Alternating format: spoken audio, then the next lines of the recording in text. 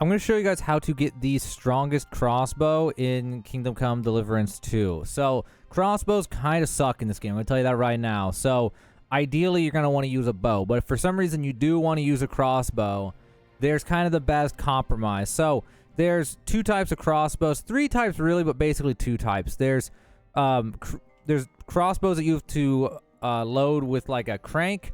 There's ones you can load with your hand. And then there's ones that are like the heavy crossbows that are super, super hard to load. Take forever, okay? So the heavy reinforced heavy crossbow, for example, hits for 550 power base, but it takes forever to reload. So it's just not really a good choice. The best option, and you probably find this at multiple shops or multiple places, different chests and things. I don't know. I just know you can for sure get one over in Kuttenberg in the second region. And there's Master Wenceslas over here. He's like a Fletcher. And this guy will sell you the decorated field crossbow. You can also probably steal it from him at night by stealing his key and then getting it from the chest. Or you just buy it. And so the decorated field crossbow has 380 power, but it reloads about the same speed, about the same mobility as the ones that you load by hand. So it's kind of like the strongest one before you go to the reinforced crossbow. So I'm going to go ahead and buy one of those. You're also going to need some bolts. So this guy sells all the bolts. The main choices are either going to be an enhanced piercing bolt or an enhanced wounding bolt. So a wounding bolt will cause a higher bleed. Piercing bolt is going to be better against armored targets. So it's up to you which one you want to use. Also, there's marksman bolt, and I have a feeling it doesn't actually do anything. This has great range and high accuracy. I wonder if it actually makes it shoot further or not. I don't know. It's kind of hard to tell, though. But generally, you want piercing bolt or wounding bolt, whichever one you think. Usually piercing bolt, in my opinion, because most of the time the enemies that you'd want to deal with the crossbow anywhere are going to be guys wearing, armor. But it's up to you, whichever one you think for your use case. And we can extend the damage even further by doing something else. But before we do that, let's go ahead and equip this thing so we can take a look at it. And let's put on those enhanced piercing bolts. All right, so the crossbow. So here's the situation with this crossbow. If you want to load it, it takes this long to load. And you can walk while doing it. So you can move a little bit while doing it. But it's the exact same movement speed as the hand-loaded one. And then, of course, shoot it normally. Pretty good range. And then you can, again, walk while reloading it. The reload is relatively fast. And you're ready to go again. So it's almost the same speed, or maybe it is the same speed as the hand-loaded ones, but it does like double the damage. So use your best all-around compromise crossbow bolt. But there's a way to make it do even more damage if this is not enough for you, even though this is some heavy damage. But we can make it go even harder. You're going to want to go to any herbalist or apothecary of your choice. If you're in the Kuttenberg region, you can go here. There's an apothecary in the Trotsky region and Troskowitz or wherever you want to go. You can also go to the apothecary here. There's other ones in other towns. Main thing is you're going to want to go to them. You're going to want to buy the Amanita muscaria from them and the belladonnas, okay?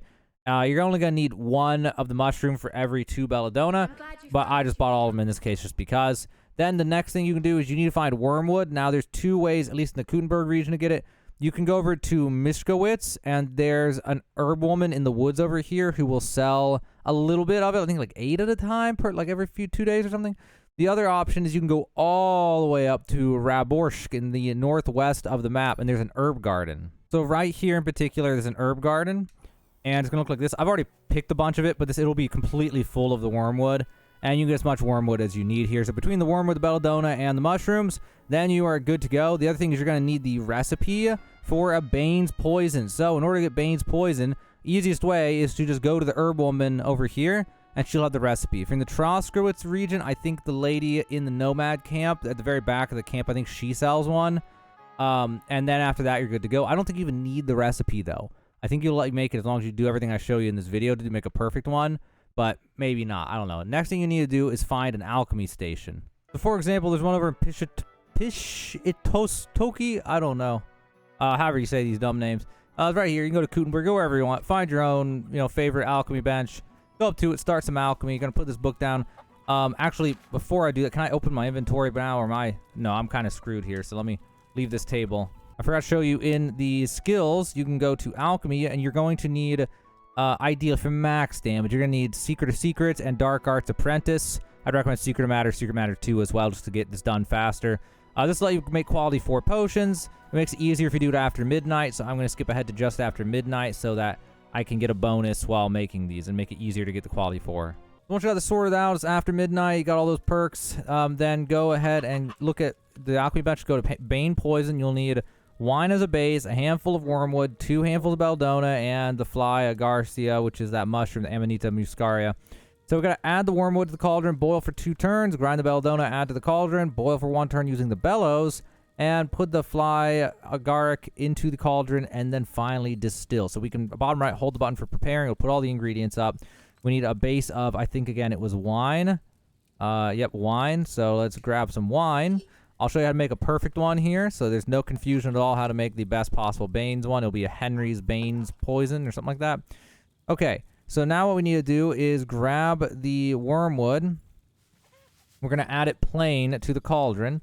Now, the way I like to do this is, I don't know if it's, you need to blow the bellows first, but I blow the bellows, and then move the thing down, and then immediately flip the sand glass, and then we're going to do 2 turns. So the sand glass is weird. If you do it fast like that, then you got to wait a little bit because it's actually going to be done early. So we're going to wait for it to run out, and it's done, and then flip. And you're going to do something like that, like an extra ½ second after it runs out, or else it'll be too early. Anyway, so now we're going to do the same thing again. It's going to run out and then lift. Okay. So now we need to take the belladonna and we need to grind it. So we need 2 belladonnas into the mortar. Okay. Going to grind up the mortar. And then we're going to get to the trickiest part of this whole thing.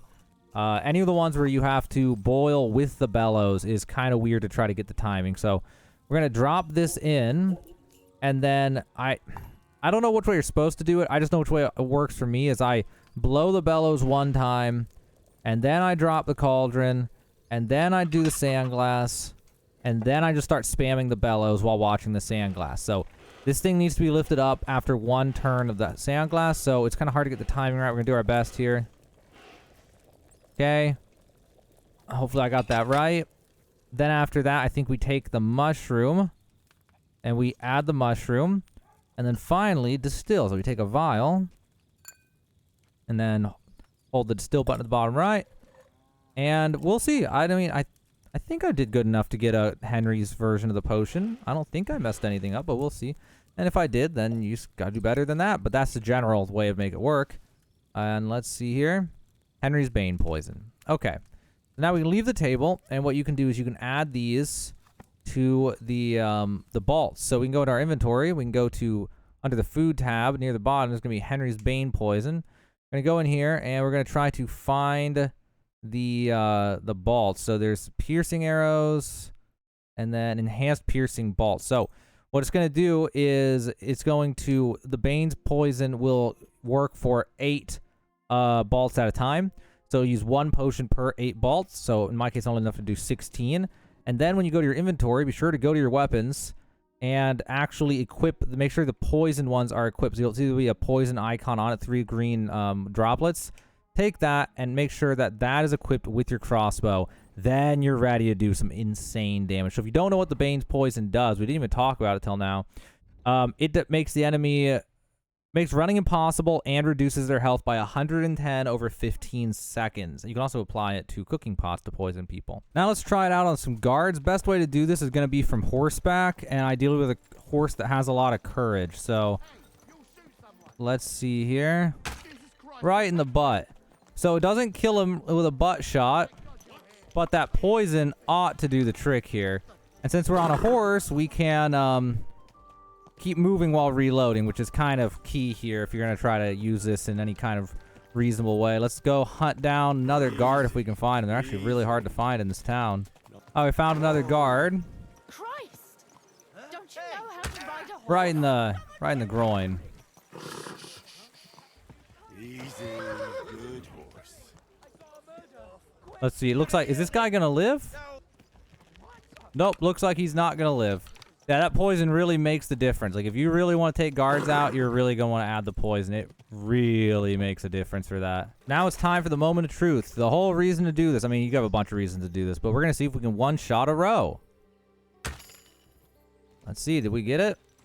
I'm assuming we can one-shot. Oh, yeah, we can definitely one-shot. We don't even need the poison for that.